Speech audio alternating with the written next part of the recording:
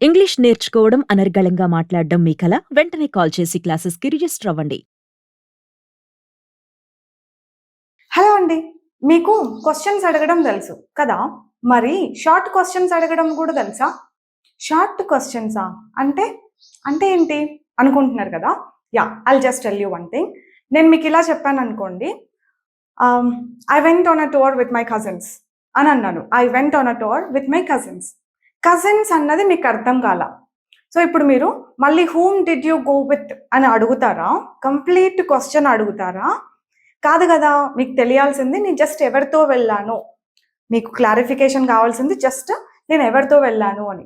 ఇలాంటప్పుడు మీరు whom did you go with అని కంప్లీట్ క్వెషన్ అడగకుండా జస్ట్ ఒక షార్ట్ క్వెషన్ అడిగేస్తారు. With whom?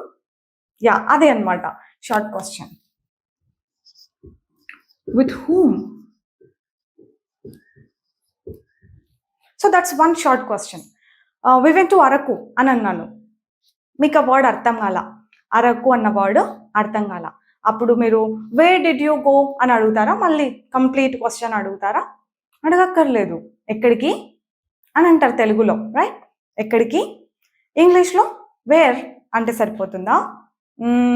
కాదు. టు వేర్ అని అంటారనమాట.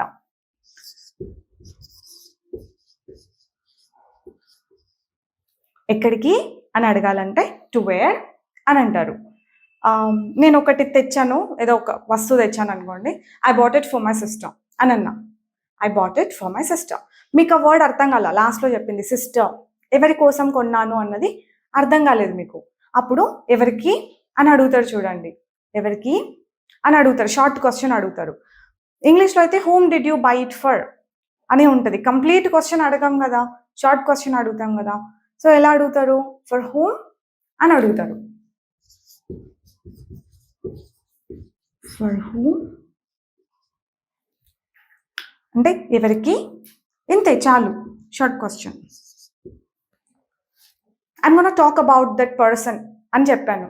So, you did not understand. లేదంటే మీకు ఆ పర్సన్ ఎవరు అని తెలియాలి. నేను అతని గురించి మాట్లాడబోతున్నాను అని నేనంటే ఎవరి గురించి అని మీకు తెలియాలి. అబౌట్ హూమ్ అంటారు. ఏమని? About whom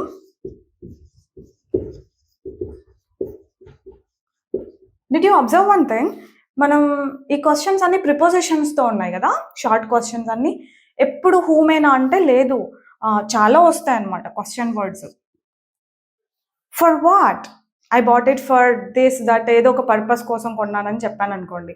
so, you want to know the purpose. For what? For what? అంటే దేనికోసం అన్నట్టన్నమాట.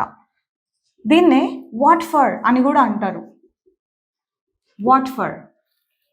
ఇలా అన్నా కరెక్టే, ఇలా అన్నా కరెక్టే. ప్రిపోజిషనే కదా ఇది గూడా. సో, ప్రిపోజిషన్స్‌తోనే వస్తున్నాయి చూడండి క్వెషన్స్ కదా! ఎప్పటినుంచి అని అంటాం. ఎప్పటినుంచి?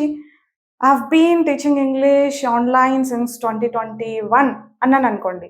మీకు ఆ వర్డ్ అర్థం కాల. లాస్ట్‌లో చెప్పిన టైమ్ వర్డ్ ఉంది గదా! అది అర్థం కాల. 2021 అని. ఎప్పటినుంచి అని అడగాలి షార్ట్. ఎప్పటినుంచి? ఎట్లా? Since when? సిన్స్ వెన్ అని అంటారనమాట. Since when? ఎప్పటినుంచి? This medicine was discovered by that person అని చెప్పాను. బై అని చెప్పి ఏదో పేరు చెప్పేసా. మీకు ఆ పేరు అర్థం కాలేదు. ఎవరి చేత అని అడగాలి. ఎట్లా? ఎవరి చేత అని అడగాలంటే బై హూమ్ అని అంటారు. By whom? You have to complete it by end of the day అని అన్నా. So, end of the day అన్నది మీకు వినపడలేదు. క్లారిటీ కావాలి. ఎప్పటిలోపు, ఎప్పటికంతా అని అడగాలి. అప్పుడు ఏమంటారు?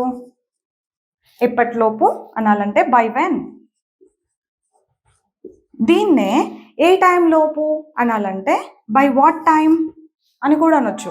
ఏ టైం లోపు? మేమైతే మా అనంతపూర్ సైడ్ ఏ టైంకంతా, ఏ టైం కల్లా అలా కూడా అంటూ ఉంటాం. ఒక్కొక్కరు ఏరియాలో ఒక్కోలాగా అంటారని నేను చాలామంది నుంచి విన్నా. కొంతమంది ఏ టైం వరకు అంటారంట, ఏ టైం లోపు, ఏ టైంకంతా. మేమైతే ఏ టైంకంతా, ఏ టైం కల్లా అంటాం. By what time? సో, ఏ టైంకంతా అనాలంటే బై వాట్ టైం. సో ఇది బాగా గుర్తుపెట్టుకోండి. బైతో బై హూమ్ ఎవరి చేత, బై వెన్ ఎప్పటికంతా, బై వాట్ టైం ఏ టైంకంతా, అబౌట్ వాట్ అన్న క్వశ్చన్ కూడా ఉంటుంది ఇలా హూమ్ ప్లేస్లో. అబౌట్ వాట్ దేని గురించి, వాళ్ళు దాని గురించి మాట్లాడుతున్నారు. They were talking about something ఏదో చెప్పాను, you did not understand that word.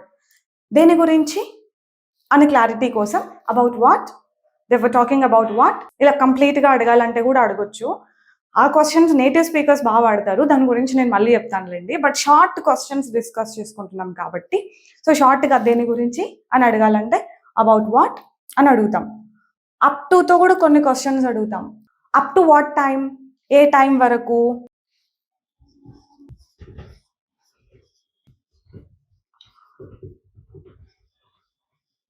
Up to what time అంటే ఏ టైం వరకు అని అర్థం. You have to stay here up to 10 o'clock అన్నాను, నీకు ఆ వర్డ్ అర్థం కాల, లాస్ట్లో ఏ టైం చెప్పాను అనేది అర్థం కాల. సో అప్పుడు ఇలా అడుగుతారు అప్ టు వాట్ టైం అని చెప్పి. అప్ టు వెన్ అని కూడా అనొచ్చు. అప్ టు వెన్ అంటే ఎప్పటి వరకు అని అర్థం. అప్ టు వెన్ అంటే ఎప్పటి వరకు అని అర్థం. సో అప్ టుతో, సిన్స్తో, బైతో, ఫర్తో, టూతో, విత్, ఫర్ ఈ ప్రిపోజిషన్స్ అన్ని ఫస్ట్ పెడుతూ ఇలా చాలా క్వశ్చన్స్ మనం అడగొచ్చు. ఇంకా ఫ్రమ్తో కూడా అడగొచ్చు. From, I learnt it from Anitha అని అన్నారు అనుకోండి, సో మీకు అర్థం కాదు అనిత అన్న వర్డ్ ఎక్కడి నుంచి, ఎవరి నుంచి, ఎవరి నుంచి అని అంటామా. From whom, from whom, from whom.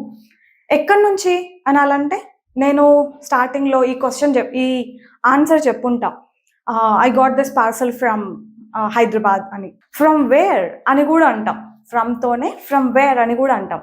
అప్పుడు నేను మీకు ముందే ఈ సెంటెన్స్ చెప్పుంటా, I got this parcel from Hyderabad. మీకు హైదరాబాద్ అన్న వర్డ్ అర్థం కాలేదు, లేదంటే వినిపించలేదు, అప్పుడు మీరు షార్ట్ క్వశ్చన్ అడుగుతారు కదా ఎక్కడి నుంచి అని చెప్పి, ఫ్రమ్ వేర్ అంటారు. From where. ఇలా కంప్లీట్ క్వశ్చన్ అడగం కదా, నేను ఆల్రెడీ చెప్పాను I got this parcel from Hyderabad. మీరు అప్పుడు ఎక్కడి నుంచి అని అంటే సరిపోతుంది, హైదరాబాద్ అని తెలుసుకోవాలంటే. కంప్లీట్గా where did you get this parcel from ఇలా కంప్లీట్ క్వశ్చన్ అడగాల్సిన అవసరం లేదు, ఇట్లా షార్ట్ క్వశ్చన్ సరిపోతుంది. తర్వాత ఫర్తో ఇంకా ఫర్ హౌ మెనీ పీపుల్ అని కూడా అనొచ్చు. I book the table for 5 people. మీకు ఆ వర్డ్ వినిపించలా సరిగా లాస్ట్, ఎంతమందికి అని అంటారా, అప్పుడు for how many people, for how many people.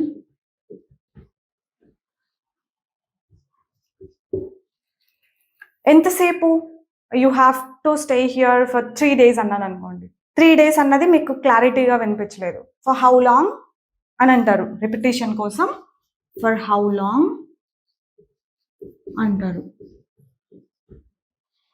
So this is what learning English naturally. So ఇలాంటి క్వశ్చన్స్ ఇవే కాదు, ఇంకా చాలా అడుగుతాం, జస్ట్ ఎక్స్ప్లోర్ అవ్వండి చాలు. You will be learning many things like this. Short questions అంటాం వీటిని. So short questions.